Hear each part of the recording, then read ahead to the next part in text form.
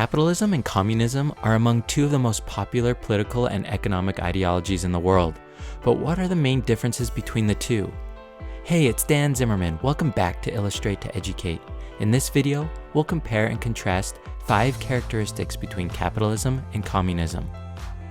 First, let's look at the ownership of the means of production. The means of production refer to the resources and tools that are used to create goods and services in society. These resources include things like factories, farms, machines, raw materials, and technology. Capitalism supports private ownership of these means of production. In a capitalist system, owners seek to maximize profit.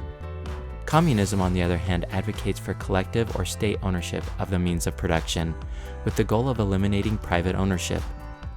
Communists believe that private property leads to economic inequality and exploitation, as the owners of these means of production can use them to extract profit from the labor of others.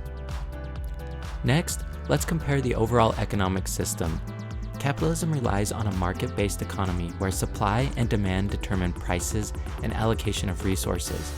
Capitalism also encourages competition among businesses, with intentions that competition leads to innovation and efficiency.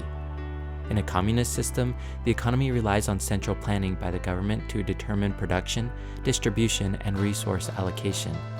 Communism also aims for a classless society where resources are distributed based on need rather than profit. When it comes to income inequality, capitalist systems often exhibit varying levels of income inequality, with some individuals or groups amassing substantial wealth. On the other hand, communism seeks to eliminate income inequality by ensuring equitable distribution of resources and wealth among all citizens. Now, let's look at the government's role in each system. The government in a capitalist system typically has a regulatory role, ensuring fair competition and protecting property rights. There is also generally a high degree of economic freedom for individuals and businesses. In a communist system, the government plays a significant role in the economy, managing production and decision-making in the economy. Because economic decisions are made collectively, this results in limited economic freedom for individuals.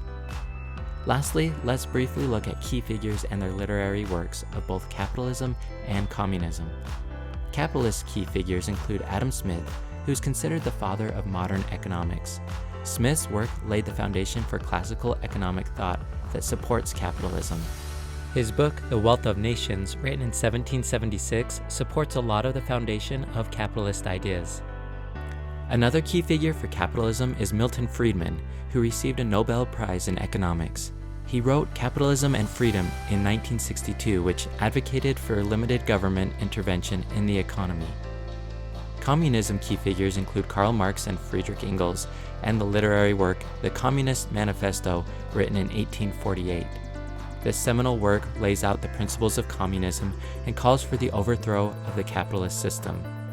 And lastly, there's Vladimir Lenin, whose writings in State and Revolution in 1917 discuss the role of state in the transition to communism and the need for a proletarian or working class people revolution. Did you enjoy this video explaining the difference between capitalism and communism? Don't forget to like, comment, and subscribe to Illustrate to Educate to support more simple and objective videos on topics that matter.